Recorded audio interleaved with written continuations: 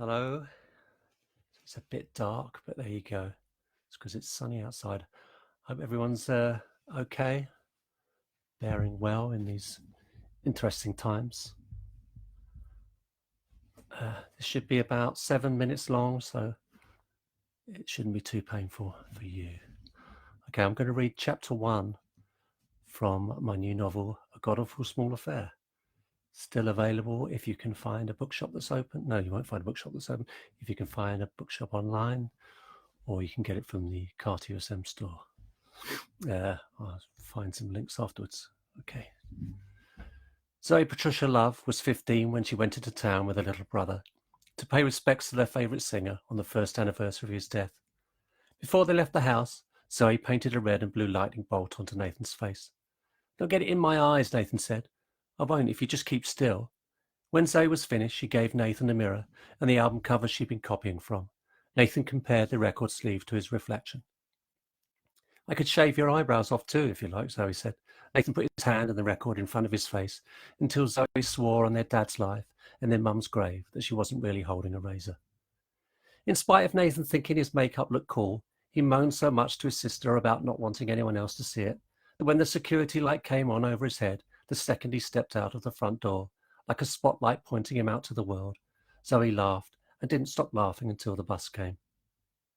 Nathan zipped his parka right up to his chin and kept the hood pulled over his head even when they were on the bus.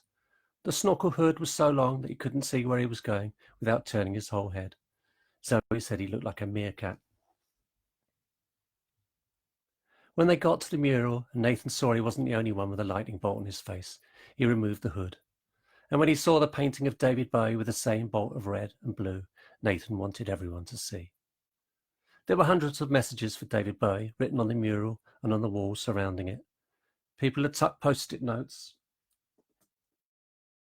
postcards and scraps of paper underneath the square of see-through perspex that protected the mural.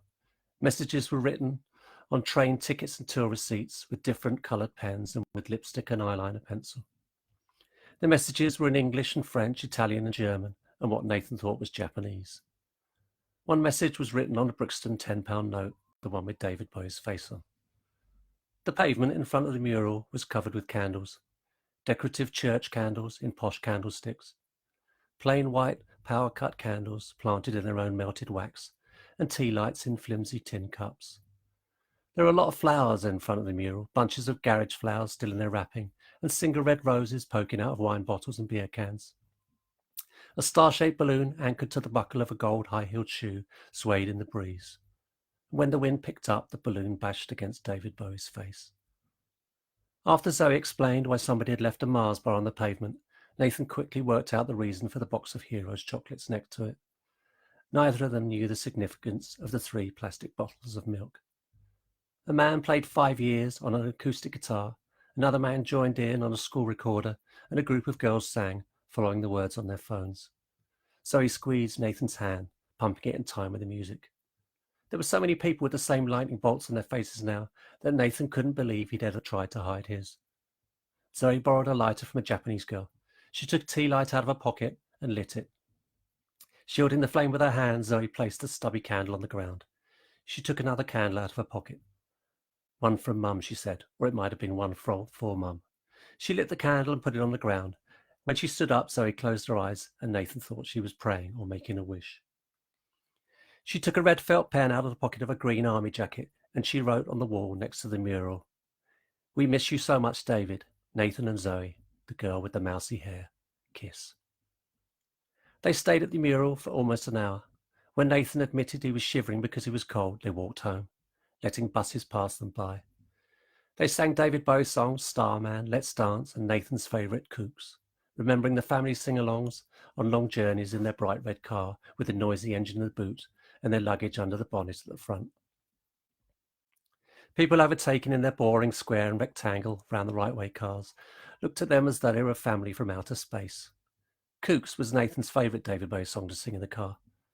Whenever it got to the bit about David Bowie throwing his son's homework on the fire, Nathan and Zoe would sing the line really loud.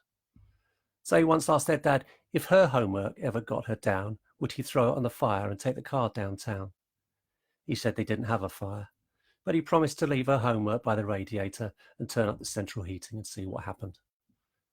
They walked home from the mural, their journey captured on CCTV cameras outside chicken shops and banks. The camera on the wall of the library filmed them when they stopped to look at a huge picture of David Bowie projected onto a bare brick wall that had the word Bovril painted on it. It was the first time Nathan had even noticed the wall was there, as though it had been especially built to project David Bowie's face onto. So he told him the wall had been there forever and that Bovril was a bit like Marmite. They carried on walking, filmed by the security cameras outside Halford's, PC World and Sainsbury's. They passed the big pub on the corner and the wooden fence surrounding it, where soon their dad would stick a long row of posters, making it look like Have You Seen This Girl was one of the bands playing at the pub. The remainder of their journey was filmed by CCTV cameras mounted to the walls of the council estate blocks and the gated private community new builds, and by the cameras inside the Tesco garage, where they stopped to buy crisps and Coke. The girl who served them complimented Nathan on his face paint.